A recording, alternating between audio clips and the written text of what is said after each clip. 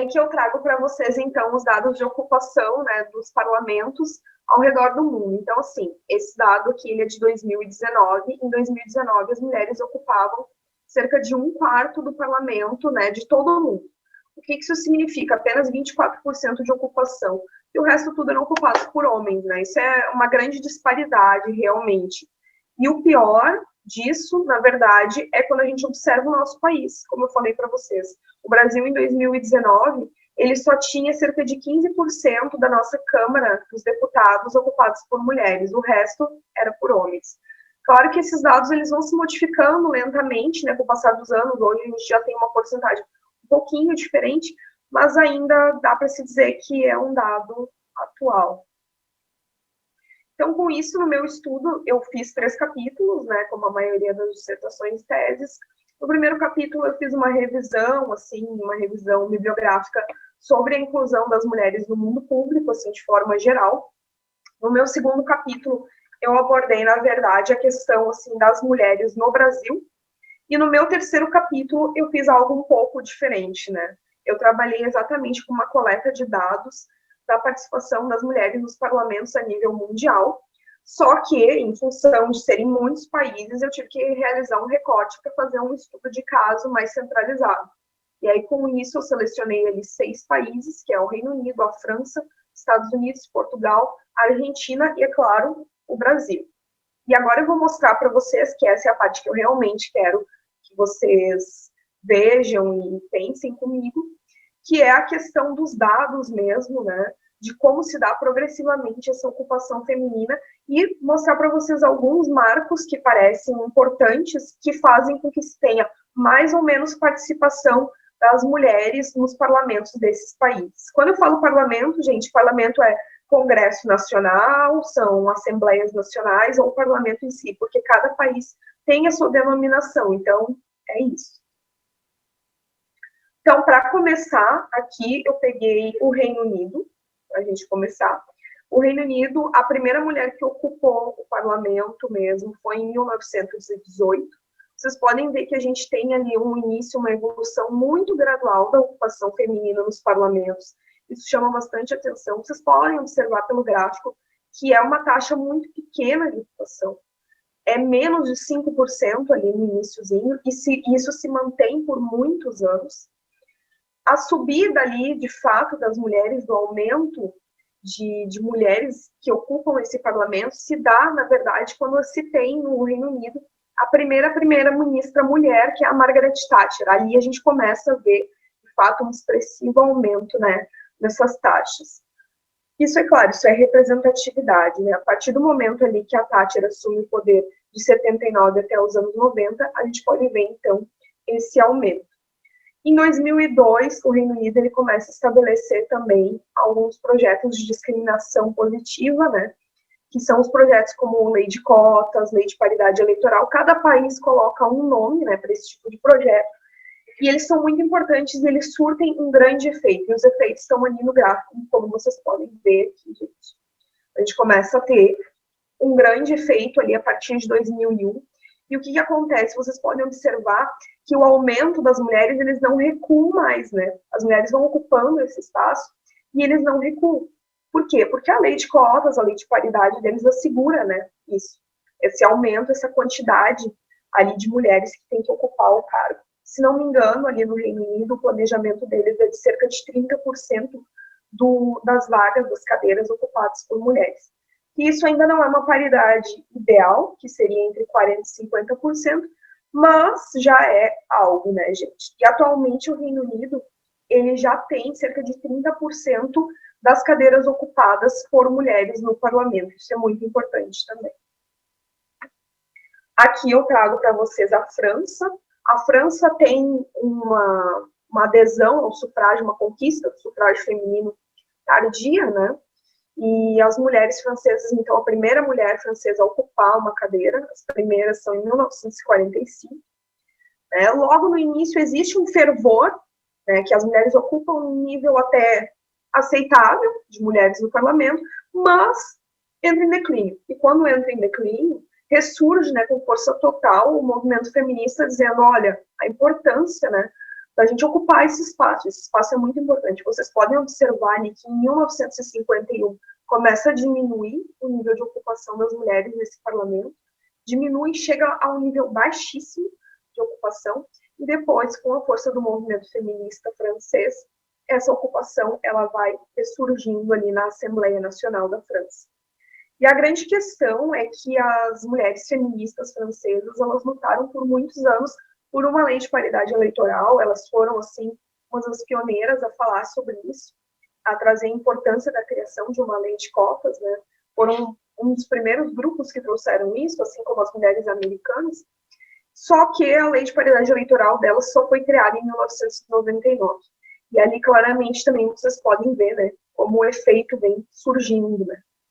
E hoje, a Assembleia Nacional Francesa ainda possui menos de 30% das cadeiras ocupadas por mulheres, apesar da lei.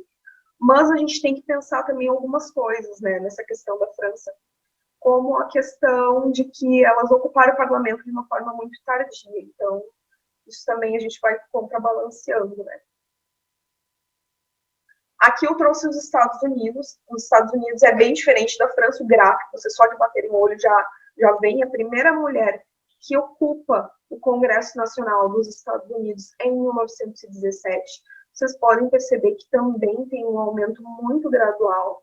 As mulheres americanas, elas são muito conhecidas, né, pelo feminismo, mas elas também sofrem aí para conseguir uma paridade. Vocês podem observar que normalmente ali de 1917 até mais ou menos ali 1980, elas têm menos de 5% das vagas no Congresso. E quando eu digo no Congresso, é porque esses dados aqui, eles são da Câmara de Deputados deles e do Senado somados. Então, é um dado bem importante mesmo, gente.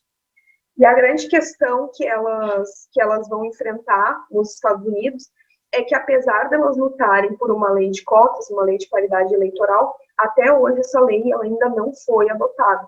E as mulheres americanas, elas ainda têm menos de 30%, cerca de 25% mais ou menos, por cento de ocupação das cadeiras no Congresso Nacional.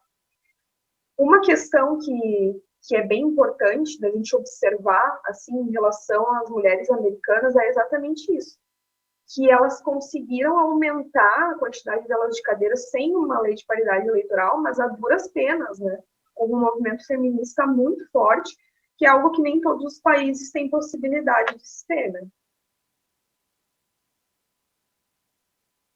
Aqui eu trago para vocês Portugal. Portugal também tem uma história. Se vocês pegarem e lerem a história de cada país, muita coisa vai clareando, assim, né? Alguns países a gente conhece mais, a história se aproxima mais da nossa, e outros não.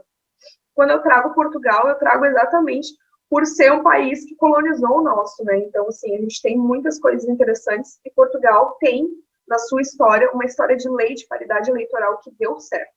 Então, esse é um dos motivos por a gente escolher Portugal para trabalhar. Portugal tem uma coisa que chama atenção, que depois vai chamar atenção na Argentina, que é a questão dos períodos ditatoriais. Os períodos ditatoriais, quando eles aparecem dentro da história, ali na trajetória, a gente pode observar que eles diminuem e muito a participação das mulheres na política. Mesmo que esse país ele continue mantendo um sistema de eleição e tudo mais, e permita que as mulheres continuem concorrendo, as mulheres elas se fecham. Claro, isso é para nós aqui do grupo de pesquisa, é óbvio que a gente entende, né, que períodos ditatoriais, conservadores, as mulheres nem sempre são muito bem vistas na área pública, né, gente? Então, ali, Portugal tem a primeira-ministra mulher, que é a Maria de Lourdes Pitasilgo, de 79 a 80, um período bem irrisório de tempo, um ano. E Portugal tem uma coisa que também chama bastante atenção, diferente de alguns outros países, a maioria dos países, que ainda nos anos 90, Portugal já conseguiu a maioria das mulheres no ensino superior. Isso é uma coisa, isso é fantástico. Os homens, na maioria dos países, ali pelos anos 90, eles ainda eram a maioria no ensino superior. E Portugal, não. Portugal, as mulheres ocupavam a maior parte das cadeiras. E Portugal também já tinha uma luta por igualdade salarial ainda nos anos 90. Isso é muito importante.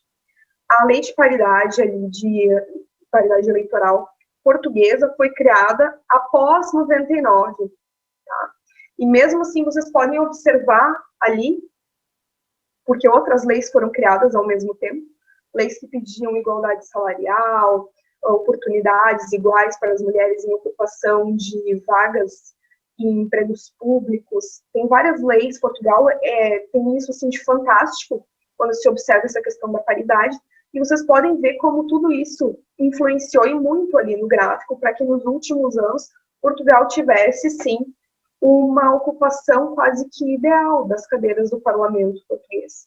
Hoje, as portuguesas ocupam quase 40% do parlamento, e perto dos outros países isso é um número muito bom. Agora eu trago para vocês a Argentina, né? A Argentina também é um exemplo muito importante, um exemplo muito bom da gente trazer aqui para comparar com o Brasil, né? A Argentina também hoje está que nem Portugal, com quase 40% das cadeiras ocupadas por mulheres, né? E traz várias vitórias que a gente acompanha diariamente na mídia, a luta relacionada ao aborto e tudo mais, que vocês já conhecem bem. E a Argentina ela também demonstra perfeitamente como os períodos ditatoriais que aconteceram, como eles diminuem drasticamente a ocupação das mulheres nos parlamentos. Vocês podem ver ali pelas setinhas que eu coloquei para vocês. Como as mulheres vêm ocupando, tem golpe, que baixa lá embaixo a ocupação delas no parlamento, e assim vai indo. Como quando a Maria Estela Martínez Perón, que é a esposa do Perón, ocupa o parlamento, de pouquinho em pouquinho as mulheres voltam para a cena política e recuam de novo com a novo golpe militar, porque a Argentina ela tem uma história, né, com vários golpes. Então, conhecendo a história de cada país, a gente entende um pouquinho melhor, né? E a grande questão é que a Argentina ela conseguiu uma lei, né, de reserva de cotas, né? E é uma lei exatamente de reserva de cadeiras, diferente da nossa lei aqui de cotas eleitorais, que reservava 30% das cadeiras das mulheres para as mulheres argentinas. E essa lei deu certo, gente, diferente da nossa. E agora, por último, eu trago o Brasil aqui para vocês, pessoal. Porque o Brasil ele tem a primeira mulher a ocupar ali, né, o nosso Congresso Nacional em 1932, e a gente tem esses índices baixíssimos de representatividade política, que muito nos espantam, né? Um país que é tão aberto ultramente para tantas coisas, e nessa questão nós somos muito conservadores, né? O período ditatorial aqui no Brasil, ele diminuiu, na verdade, muito pouco a representatividade política feminina. Foi uma coisa, assim, de uma ou duas cadeiras. Isso chama muito atenção. Outra questão que chama bastante atenção é a questão do nosso debate com a lei de cotas, que começou na mesma época que outros países, nos anos 90. Mas, basicamente, a nossa lei de cotas, vocês sabem, ela é totalmente ineficaz. E apesar ali de todo o apoio que se tem nos últimos anos do Tribunal Superior Eleitoral, com a criação de reserva de fundo partidário para as mulheres, esse tipo de política, né, que o Tribunal Superior Eleitoral está tentando implementar para que as mulheres realmente ocupem, né, o nosso Congresso, a gente ainda tem sempre o jeitinho brasileiro, né, a criação de laranjas e tudo mais que vocês já conhecem. Então, o nosso Congresso hoje, ele tem ainda menos ali de 20% das cadeiras ocupadas por mulheres. Isso é um dado, assim, muito impressionante, mas, né, Brasil, né, gente? E agora, gente, para concluir, a minha apresentação foi mais rápida que a da Mônica. Eu trago aqui para vocês, então, alguns fatores que eu acho que a gente pode ressaltar, né, olhando esses gráficos, alguns fatores bem simples, né? Como a representatividade, ela gera representatividade, como quando as mulheres ocupam cargos de chefia, cargos de comando, cargos como a presidência da República em alguns países, tu observa ali no gráfico que logo em seguida a ocupação de mulheres no parlamento daquele país também passa a aumentar. Então, como a representatividade ela é muito importante, como a questão da igualdade econômica, igualdade à educação, igualdade social feminina, ela é também um fator muito importante, né? Porque quando as mulheres elas costumam ter uma igualdade melhor de acesso ao ensino, de educação, elas costumam também ocupar maiores vagas nos parlamentos. Portugal é muito claro isso, é muito chocante, né? E a outra questão, assim, que eu trago para vocês é a questão da criação das políticas públicas de discriminação positiva, né?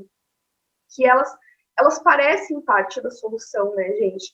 Mas elas podem, porque a gente pode observar e pensar assim, ela é parte da solução, mas se a gente cancelar essa lei, se a gente revogar essa lei, a solução vai sumir, e não é bem assim, porque é uma questão também de mentalidade, né? Então, essa lei, uma lei de paridade eleitoral, uma lei de cotas bem feita, diferente do que se tem aqui no Brasil hoje, elas podem gerar, então, efeitos tanto a curto prazo, nos números de cadeiras ocupadas por gênero, quanto a longo prazo, uma mudança estrutural de mentalidade da nossa sociedade, que é tão necessária, né? Então, essas mudanças legislativas, elas não solucionariam o problema de paridade eleitoral, mas elas são essenciais para que se garanta, né, que essas mudanças a longo prazo, elas realmente aconteçam, né? E que exista, então, a conquista da almejada igualdade, né, da almejada paridade, que é tão difícil, que se luta há tantos anos, né, gente? Então, a luta mudou, não é mais uma luta ao voto, mas uma luta realmente à conquista paritária dos espaços públicos. Eu espero que vocês tenham gostado, gente. E é isso, muito obrigada.